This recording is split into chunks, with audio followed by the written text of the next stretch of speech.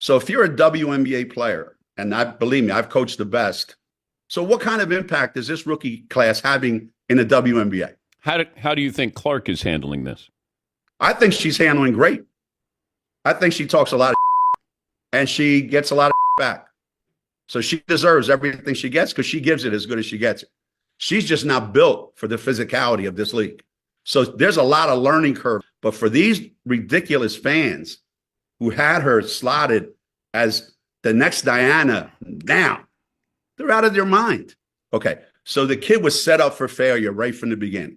Revenge is supposed to look loud arguments, headlines, public shots. But sometimes the coldest revenge is silence. And one decision that lands like a punch, for Caitlin Clark, it didn't come through online, back and forth, or a media tantrum. It came through control, timing, and a move so clean it shook the basketball world without her raising her voice once. She turned down a deal worth over $1 million for just 8 weeks. From the outside, it looked like easy money, something most players would take instantly. But behind the scenes, that offer meant more than a paycheck. It was tied to the same powerful figure who once brushed her off, minimized what she could become, and treated her like just another name that would fade out. Walking away wasn't pride, it was leverage. A calm rejection aimed directly at someone who never imagined he'd hear no, especially from the player he didn't take seriously. And here's the real twist. This isn't even about basketball, it's about power. And what happens when the old gatekeepers realize the game has already moved on without them? Rehook. Because the moment Clark said no, it wasn't the money she rejected, it was the entire system behind it.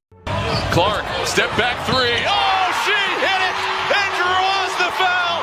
Welcome back, Caitlin Clark. Clark trying to create some airspace. Long three at the horn. Oh!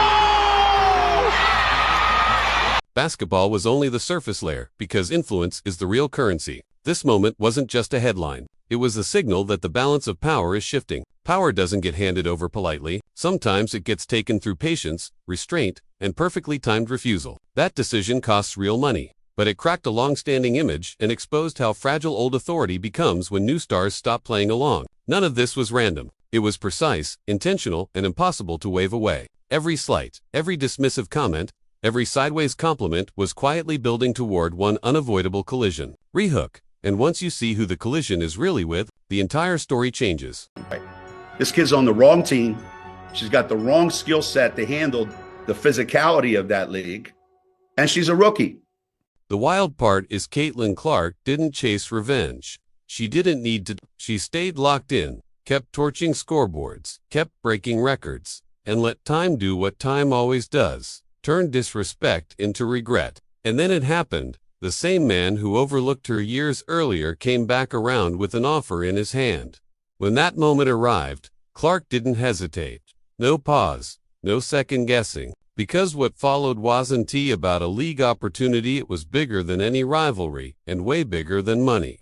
This was Caitlin Clark pulling leverage out of thin air and yanking the foundation out from under one of the most powerful figures the women's game has ever seen, using nothing but restraint. But to understand why that no hit so hard, you have to go back to where this disrespect started. If you're a college player and you're a great college player, like Caitlin was, the delusional fan base that follows her disrespected the WNBA players by saying she's going to go in that league and tear it apart. That decision didn't come out of nowhere. It was years in the making. Long before Clark became the face of the sport, before the packed arenas, record TV numbers, and national awards, she was just a kid chasing the biggest dream in women's basketball. And for so many players, that dream has one destination: UConn, not just a school, the standard, the dynasty, the factory that produced icons and set the bar for everyone else. For Clark, UConn represented the peak, the place where women's basketball greatness gets stamped and certified. And when recruiting rolled around, it looked automatic. A generational scorer with deep range and vision, right in the orbit of the most decorated coach the game had ever seen. On paper, it should have clicked instantly, but it didn't. The connection never formed. The door didn't swing open the way people expected, and what seemed like a small disconnect back then slowly became the turning point of an entire era. Rehook, because when that door stayed shut, Clark didn't just choose another school, she chose a different future.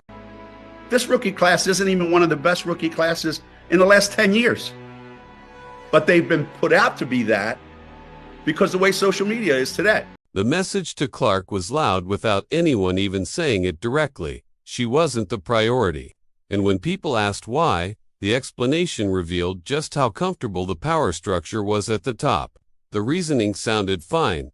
At first, Heidi committed early to Paige Buchers and didn't. T want 2 point guards in the same class. But then came the part that flipped it from basketball decision to outright disrespect. The idea that if Caitlin Clark really wanted UConn, she should have been the one to call him. Think about that. One of the most accomplished recruiters in the sport, known for spotting elite talent, years early brushed her aside. Then put the burden on a teenager to chase him down. That wasn't just a missed connection. That was a message. And messages like that don't disappear, they stick. While he moved on, Clark took notes. She realized she wasn't their chosen star, wasn't their plan, didn't fit their mold. And looking back, that door closing wasn't just a mistake, was the mistake. Rehook, because once Clark went somewhere else, the consequences didn't just hit UConn, they hit the entire sport. Who would have thought that all those years ago back in Des Moines, Iowa, that this would be the case right now? We knew what we had in Caitlin back in Iowa City, and we knew the attention that she was bringing around the Big Ten and collegiate basketball. But I didn't know how that was going to transcend into the WNBA. And obviously we can see that it's done pretty darn well, and people are excited to see her play at every level.